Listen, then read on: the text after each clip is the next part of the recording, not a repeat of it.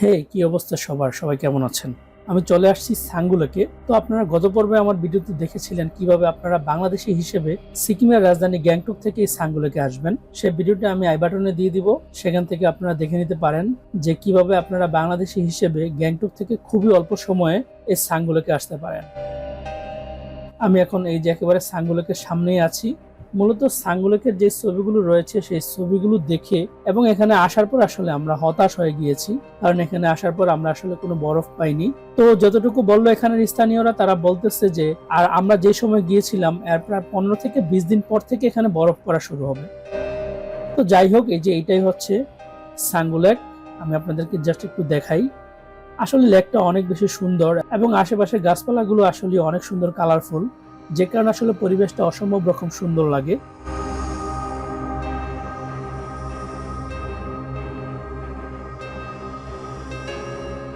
যদি এখানে আসলে বরফ পেতাম আমরা, তাহলে কিন্তু আরো বেশি সুন্দর লাগতো।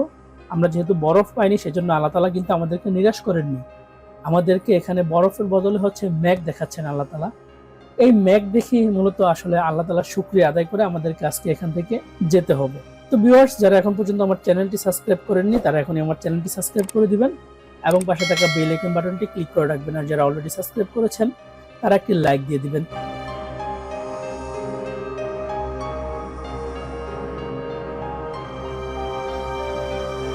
তো এই যে রাস্তাটা আপনারা দেখতে পাচ্ছেন, এই রাস্তা দিয়ে মূলত তিব্বতে যাওয়া যায়। তো আসলে আমরা তো বাংলাদেশি, সেজন্য আমাদেরকে এই পাশ দিয়ে যাওয়ার পারমিশন নাই, কিন্তু যারা ইন্ডিয়ান তাদের হচ্ছে এই রাস্তা দিয়ে আরো সামনে যাওয়ার পারমিশন রয়েছে। তো এই রাস্তাটা ইন্ডিয়া থেকে তিব্বতে গিয়ে মিশেছে। এখান থেকে যতটুকু আমরা জানলাম যে প্রায় 13 থেকে 14 কিলোমিটার দূরে হচ্ছে তিব্বত। তো যাই হোক, আমি আশপাশটা একটু আপনাদেরকে দেখাই। ওই যে পাহাড়ের চূড়ার মধ্যে মেঘ দেখা যাচ্ছে, আসলে পরিবেশটা অনেক সুন্দর।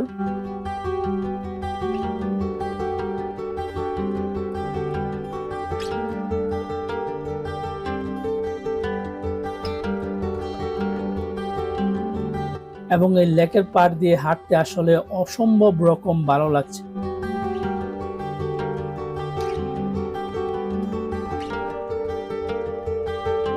তো আমার সাথে আমাদের টিমমেটদের দুজন রয়েছে, একজন হচ্ছে মশিউর ভাই আর একজন হচ্ছে মামুন ভাই। আসলে দুজনেই অনেক মজার মানুষ। আমরা এই পাশ থেকে অল্প একটু সামনে, অর্থাৎ সাঙ্গুলেকের যে মূল গেট, অর্থাৎ যেখান থেকে হচ্ছে রূপওয়েতে উঠতে হয়, সেদিকে যাচ্ছি।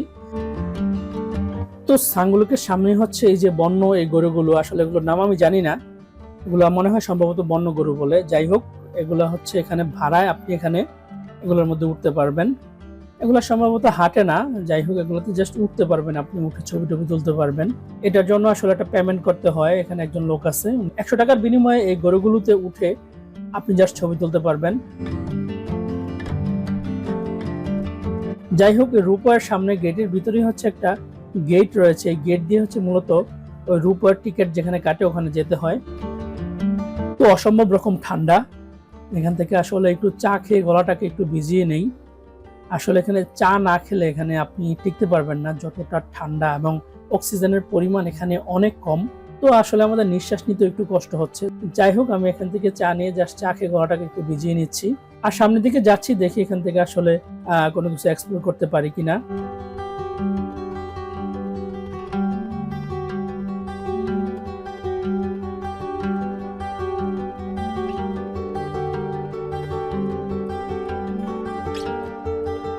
রোপওয়ের যেই সিঁড়ি রয়েছে আর পাশ দিয়ে হচ্ছে মূলত সাঙ্গুলেকের মাঝখানে আপনি যেতে পারবেন। তো এই রাস্তা ধরেই আমরা হচ্ছে সাঙ্গুলেকের মাঝখানে যাচ্ছি।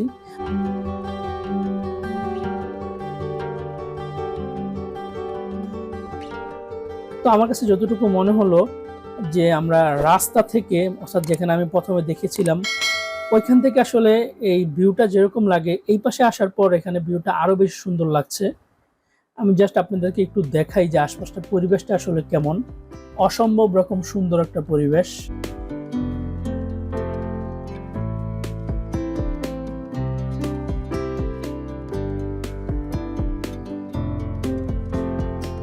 তো এখানে আমি বলে রাখি, যারা মূলত বয়স্ক এবং শিশু, তাদের জন্য মূলত এখানে আসাটা রিস্ক, কারণ এখানে অক্সিজেনের পরিমাণ অনেক কম এবং মেঘের পরিমাণটা অনেক বেশি, যে কারণে নিঃশ্বাস নিতে অনেক কষ্ট হয় এখানে। তো আমরা প্রথমে আসার পর আমাদের ড্রাইভার বলেছিল যে এখানে আপনারা আধা ঘন্টার বেশি টিকতে পারবেন না। যাই হোক, দেখি এখানে আসলে কতক্ষণ থাকা যায়।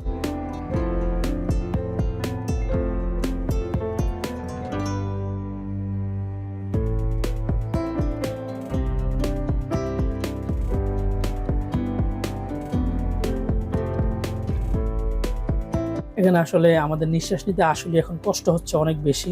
ওই যে পাহাড়ের চূড়ার মধ্যে হচ্ছে মেঘগুলো দেখা যাচ্ছে। অনেকে বলতেছে অল্প কিছুক্ষণ পর নাকি মেঘগুলো একেবারে নিচে চলে আসবে। আল্লাহ তাআলার সৃষ্টি, মাশাআল্লাহ, সুবহানাল্লাহ। ভিউয়ার্স, আপনারা দেখতে পাচ্ছেন যে মেঘগুলো আসলে কতটা নিচে চলে আসছে। তো ওই পাশ দিয়ে হচ্ছে সাঙ্গুলোকে মাঝখানে যাওয়া যায়। এই লেকের পাড় থেকে এখানে পাথর দিয়ে অল্প একটু সামনে জাস্ট মাঝামাঝি এরিয়া পর্যন্ত এই পাথর দিয়ে একটা রাস্তা তৈরি করা হয়েছে। তো এখান থেকে আমি আপনাদেরকে জাস্ট একটু দেখাই, আসলে অসম্ভব রকম সুন্দর।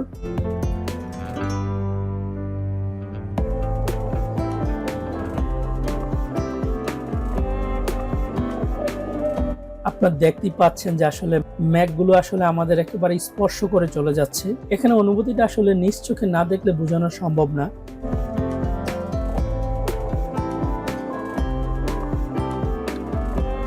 আসলে আমাদের নিঃশ্বাস নিতে যেরকম কষ্ট হচ্ছে, কিন্তু এই যে মেঘ আমরা একেবারে ছুঁয়ে দেখতে পাচ্ছি, সেজন্য হচ্ছে আমাদের আসলে অনুভূতিটা যে কি সেটা আসলে বলে বোঝানোর মতো না।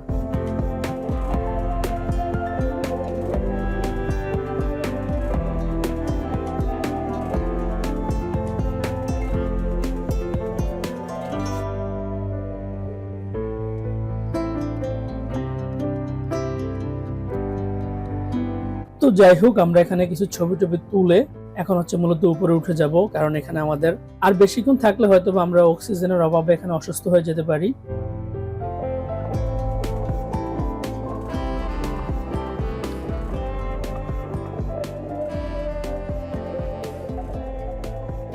তো আপনারা হয়তো বা ভিডিও দেখে বুঝতে পারছেন যে আমাদের উপরে উঠতে আসলে কতটা কষ্ট হচ্ছে।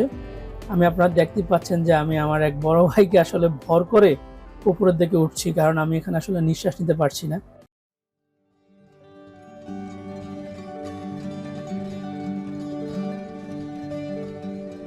তো রাস্তার দিকে আসলে যেরকম ছিল, এখন আসলে অক্সিজেনের পরিমাণটা আরো কম মনে হচ্ছে, যেহেতু মেঘ অনেক নিচে চলে আসছে।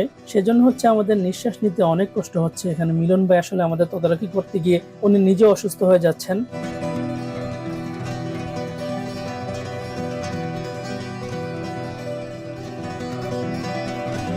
তো যাই হোক, আমরা উপরে উঠে একটু রেস্ট নিচ্ছি। আসলে আমাদের এখন হাঁটা একেবারে পসিবল না। আমরা অল্প একটু রেস্ট নিয়ে তারপর আবার আমরা সামনের দিকে এগোবো। তো এখান থেকে আমি আপনাদেরকে একটু মেঘমালাগুলো দেখাচ্ছি, আসলে অসম্ভব রকম সুন্দর, এবং এই মেঘগুলো আপনি ইচ্ছা করলে ছুঁয়ে দেখতে পারবেন।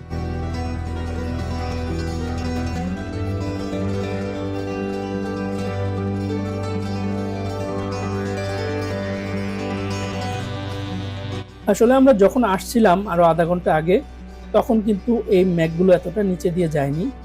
এখন আসলে অনেক বেশি নিচ দিয়ে যাচ্ছে।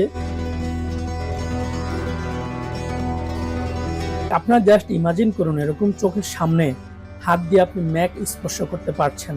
কিরকম অনুভূতি আসলে এটা বলে বোঝানোর মতো না। তো আমাদের আশপাশটা আসলে এখন একেবারে মেঘ দিয়ে ছেয়ে গেছে। তো ভিউয়ার্স, এই মেঘমালাগুলো দেখে আপনাদের অনুভূতি আসলে কেমন, এটা আপনারা কমেন্টস করে আমার ভিডিওতে জানাতে পারেন। আর বেশিক্ষণ থাকলে এখানে আমরা প্রত্যেকে হয়তো অক্সিজেনের অভাবে অনেক বেশি অসুস্থ হয়ে যাব, যেহেতু আমরা এই পরিবেশের সাথে আসলে খাপ খাওয়াটা আমাদের জন্য একটা চ্যালেঞ্জিং বিষয়। তো আমি আগেও বলেছি, আমি বলবো যে যারা অসুস্থ এবং বৃদ্ধ এবং শিশুদেরকে এখানে যারা নিয়ে আসবেন, তারা খুব সাবধানতা অবলম্বন করে এখানে আসবেন। প্রয়োজনে আপনারা অক্সিজেন নিয়ে আসতে পারেন, যাতে করে যদি আপনাদের কোনো অসুবিধা হয় তাহলে হচ্ছে আপনারা অক্সিজেন ইউজ করতে পারেন।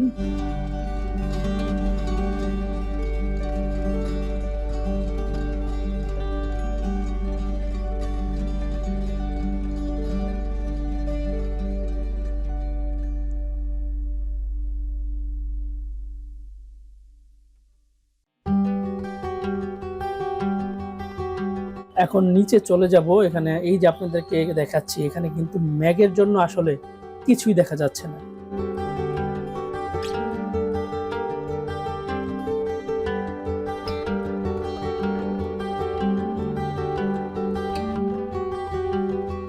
তো ভিউয়ার্স, আমরা এখানে আসলে বেশিক্ষণ থাকতে পারি নাই, কারণ বাইরে আমরা আর টিকতে পারতেছি না। আমাদের হয়তো আপনি দেখে বুঝতে পারছেন এখানে নিঃশ্বাস নিতে যেরকম অসুবিধা হচ্ছে, তার পাশাপাশি হচ্ছে আমাদের শরীর একেবারে অসাড় হয়ে যাচ্ছে। সেজন্য আমরা অলরেডি গাড়িতে চলে আসছি। কিছুক্ষণের মধ্যেই হচ্ছে আমরা আবার গ্যাংটকের উদ্দেশ্যে রওনা হব।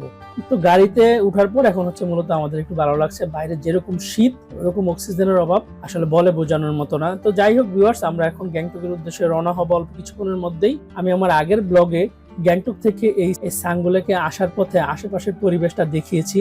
সেই ব্লগটি যারা এখন পর্যন্ত দেখেননি তারা আপনারা দেখে নিতে পারেন। তো ভিউয়ার্স, আমরা হোটেলে চলে আসছি।